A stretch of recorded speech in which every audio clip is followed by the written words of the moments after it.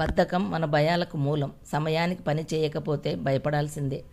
బద్ధకం మనకు పెద్ద శత్రువు. ఒకసారి దాన్ని అలవాటు చేసుకుంటే జీవితంలో అన్నీ కోల్పోతాం.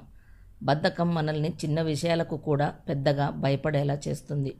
బయట ప్రపంచంలో ఉన్న సమస్యల కంటే మన భయాలే మన శక్తిని తగ్గిస్తాయి.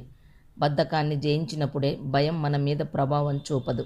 బద్ధకం మనల్ని నిస్సహాయాలను చేస్తుంది. అది భయాన్ని పెంచి మన ముందు ఉన్న సులువైన పరిష్కారాన్ని కనపడనీయదు.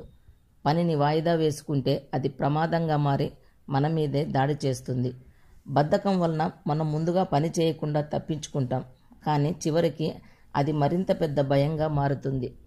బద్ధకాన్ని జయించినప్పుడే నిజమైన ధైర్యం మనలో వస్తుంది. కష్టపడేవారు మాత్రమే నిజమైన విజయాన్ని సాధిస్తారు. బద్ధకం అంటే డస్ట్బిన్ లాంటిది. దానికి ఎవరూ విలువ ఇవ్వరు. కష్టపడే అలవాటు బంగారం లాంటిది. అది విలువైనది. అది ఉన్నత స్థాయికి తీసుకువెళ్తుంది.